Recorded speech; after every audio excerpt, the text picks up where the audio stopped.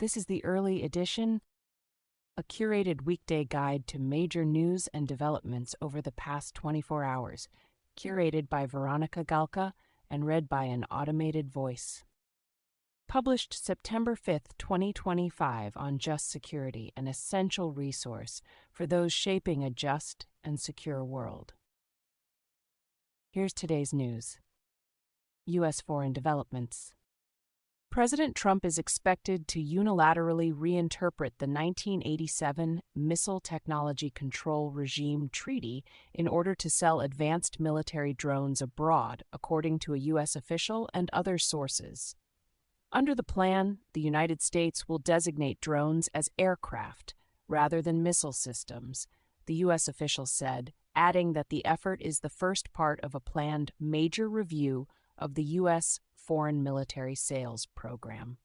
Mike Stone reports for Reuters. The United States will continue to unilaterally blow up foreign drug traffickers if needed, but also hopes to do so in collaboration with friendly governments that will help the U.S. forces find these people and blow them up, Secretary of State Marco Rubio said yesterday. Separately, Venezuela's Interior Minister Diosdado Cabello described the recent U.S. strike on an alleged drug smuggling vessel as an extrajudicial killing. Ione Wells reports for BBC News. John Hudson and Tara Kopp report for The Washington Post. Rubio also announced that the United States has designated two Ecuadorian gangs, Los Lobos and Los Choneros, as foreign terrorist organizations. According to Rubio, the designation brings all sorts of options for Washington to work with Ecuador to crack down on the groups. Matthew Lee, Regina Garcia-Cano, and Jacqueline Martin report for AP News. Two Venezuelan military aircraft yesterday flew near a U.S. Navy vessel in international waters in a highly provocative move that was designed to interfere with our counter-narco-terror operations, the U.S. Defense Department said in a social media statement. Rashard Rose reports for CNN. The United States has violated the International Covenant on Civil and Political Rights by being responsible for an Afghan man's 2-year-long arbitrary detention in Abu Dhabi, a UN Human Rights Council working group found in an opinion published this week. The man, a former police force colonel who had worked with U.S. forces, was evacuated to the United Arab Emirates during the hurried U.S. exit from Afghanistan in 2021. The group held the United States and United Arab Emirates jointly responsible for breaching the covenant. Emma Farge reports for Reuters. The Trump administration is preparing to start renegotiating the 2020 United States-Mexico-Canada agreement. Sources familiar with the administration's thinking say the Office of the U.S. Trade Representative is scheduled to begin public consultations on the free trade agreement within the next month. Gavin Bade, Santiago Perez, and Vipal Manga report for The Wall Street Journal. Trump administration actions. Trump is expected to nominate Lieutenant General William Hartman to lead the National Security Agency and U.S. Cyber Command, sources say. Hartman has been the acting leader of both agencies since Trump fired General Timothy Haw from the role in April. Daniel Lippman and Maggie Miller report for Politico. Trump is also set to sign an executive order changing the Department of Defense's name to the Department of War later today, a senior administration official confirmed. A separate source suggested that the White House is exploring ways to implement the name change without an act of Congress. Paul McCleary, Jack Detch, Connor O'Brien, and Joe Gould report for Politico. In a pair of whistleblower complaints, two prominent scientists on Wednesday said that they had been removed from National Institutes of Health leadership positions after objecting to the Trump administration's policies, including efforts to undermine vaccines, evade court orders, withhold research money, and politicize the grant-making process, according to the New York Times. Benjamin Mueller reports. Trump yesterday expressed support for Health and Human Services Secretary Robert F. Kennedy Jr. telling leading tech CEOs gathered for dinner at the White House that Kennedy got some little different ideas, and we want to listen to all those things. Ben Johansen reports for Politico. The Justice Department has opened a criminal mortgage fraud investigation into Federal Reserve Governor Lisa Cook, U.S. officials say. Brian Schwartz, C. Ryan Barber, and Will Parker report for The Wall Street Journal. DOJ officials have discussed ways to block transgender individuals from buying guns by leveraging laws that restrict mentally ill people from owning arms in the wake of last week's Minneapolis shooting, sources say. However, the Justice Department has since assured at least one influential gun rights advocate that it would not be moving forward with the plan, a source adds. Zusha Ellenson and C. Ryan Barber report for The Wall Street Journal. FBI agents seized computers, phones, and a range of documents during their search of the home and office of former National Security Advisor John Bolton, according to court papers unsealed yesterday. Some of the folders seized by the FBI were labeled Trump Y4 and Statements and Reflections to Allied Strikes, the records suggest. Jeremy Roebuck reports for The Washington Post. Trump's pick for the vacant seat on the Federal Reserve's board, Stephen Moran, yesterday told the Senate Banking Committee he plans to take an unpaid leave of absence from his position as the chair of the White House Council of Economic Advisers while serving out the Fed governor's term, which expires January 31st, 2026. Yun Lee reports for CNBC. Trump is in preliminary stages of exploring ways to take federal control of the 9/11 Memorial and Museum in New York City, two White House officials suggest. Tyler Pager and Graham Boley report for the New York Times. Russia-Ukraine war. Any Western troops in Ukraine would be legitimate targets for Moscow to attack, especially if they appeared now, Russian President Vladimir Putin said today, adding that he does not see any sense in their presence in Ukraine. French President Emmanuel Macron yesterday announced that 26 countries had formally committed to providing post-war security guarantees to Ukraine, including through the deployment of troops by land, sea, or air, as part of an international peacekeeping force. Vladimir Soldatkin reports for Reuters. Paul Kirby reports for BBC News. Sweden's transport agency yesterday issued a statement accusing Russia of being responsible for a significant rise in instances of GPS signal jamming over the Baltic Sea, with the disruption of aviation and shipping communications now being an almost daily occurrence. Awif Walsh reports for BBC News. Russia-Ukraine war, U.S. response. Trump yesterday told European leaders they are funding the war by purchasing Russian oil and must cut Russia off and put economic pressure on China to do the same, according to a White House official.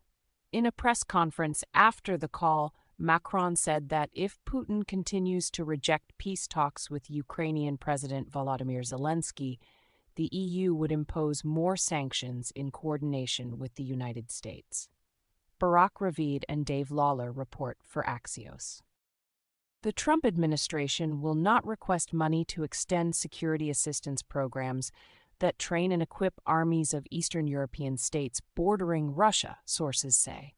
The spending for the Defense Department programs is regulated by Section 333 of the U.S. Code and must be approved by Congress.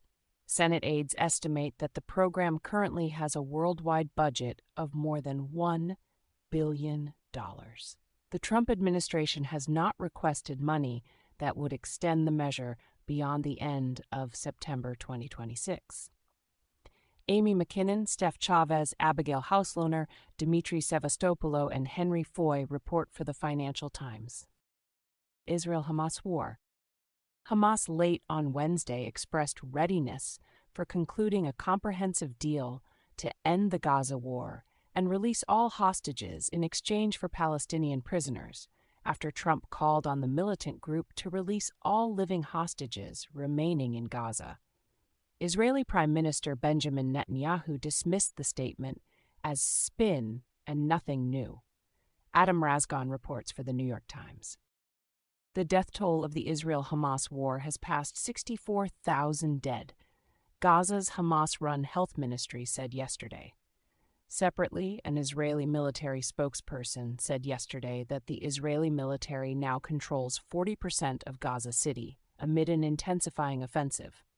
According to local hospitals, Israeli strikes killed 53 people, mostly women and children, overnight into and on Thursday.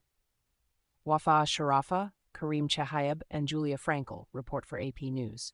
Stephen Shear and Nidal al-Mughrabi report for Reuters. It's war. U.S. response. The U.S. State Department yesterday announced it is imposing new sanctions on Al-Haq, the Al-Mazan Center for Human Rights, and the Palestinian Center for Human Rights, three non-governmental organizations that in 2023 asked the International Criminal Court to investigate Israel's actions in Gaza. Jacob Wendler reports for Politico. The United States told all these countries, if you guys do this Palestine recognition stuff, it's all fake. It's not even real. If you do it, you're going to create problems, State Secretary Marco Rubio said yesterday, Reuters reports. Other global developments. The Lebanese government is running out of time to disarm Hezbollah before risking losing U.S. and Gulf Arab financial support or a renewed Israeli military campaign, the Trump administration said yesterday. Michael Crowley reports for the New York Times. The Thai parliament today elected Anutin Charnvirakul as the country's new prime minister, handing a defeat to the ruling party candidate Chaikasim Nitasiri. Panarat Thepgumpanat and Chayut Setbunsarng report for Reuters. U.S. domestic developments.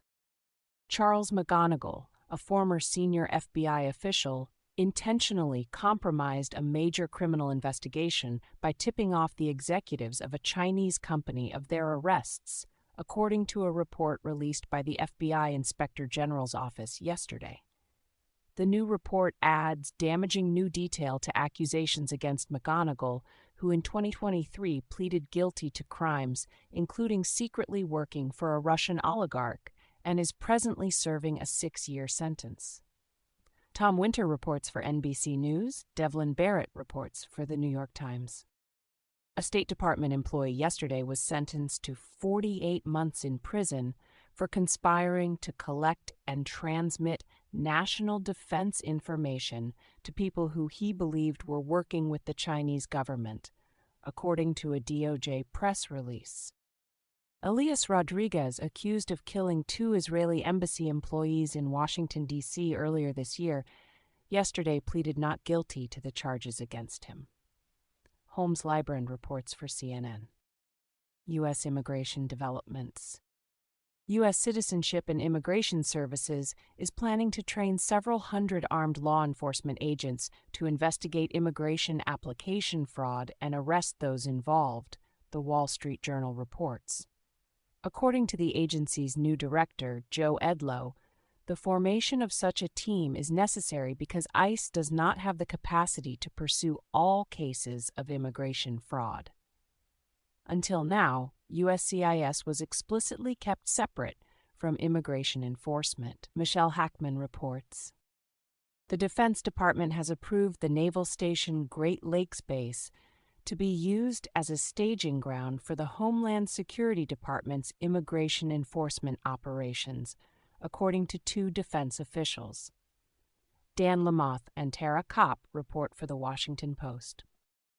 The United States and Ecuador are working out the final details of a safe third country agreement that would allow the United States to send asylum seekers to Ecuador, a senior State Department official said yesterday. Kylie Atwood reports for CNN. Trump administration litigation. A federal appeals court yesterday issued a stay to a lower court's order to end operations indefinitely at the Alligator Alcaraz Immigration Detention Center in the Florida Everglades, ruling that it was in the public interest for the facility to continue its operations while proceedings are pending. Mike Schneider reports for AP News. A different federal appeals court yesterday issued a temporary stay on a district judge's order imposing restrictions on the activities of National Guard troops deployed in Los Angeles, pending a detailed hearing on the issue. The appeals court's order in effect maintains the status quo, as the lower court judge delayed the entry of his order into force to give the administration time to appeal. Mark Berman reports for The Washington Post. A joint venture between Danish renewable energy giant Ørsted and Revolution Wind LLC yesterday filed a lawsuit arguing the Trump administration's move to halt a nearly finished wind farm off Rhode Island was unlawful and issued in bad faith. The Rhode Island and Connecticut attorneys general indicated they would also file a challenge against the decision. Brad Plumer and Karen Zrick report for the New York Times. In an emergency filing, the Trump administration yesterday asked the Supreme Court to allow him to fire the Federal Trade Commission's Rebecca Slaughter. The dispute will likely lead the Supreme Court to consider the vitality of a 1935 ruling that affirmed the constitutionality of a Congress decision to limit the president's power to dismiss FTC members to cases of inefficiency, neglect of duty, or malfeasance in office. Josh Gerstein reports for Politico. The Trump administration yesterday filed a lawsuit against Boston, arguing the city's sanctuary policies that limit police cooperation with immigration enforcement officials are unlawful. Jacob Wendler reports for Politico. Thank you for listening to Just Security's early edition today, September 5th, 2025. If you enjoy listening, Just Security's analytic articles are also available in audio form on the justsecurity.org website.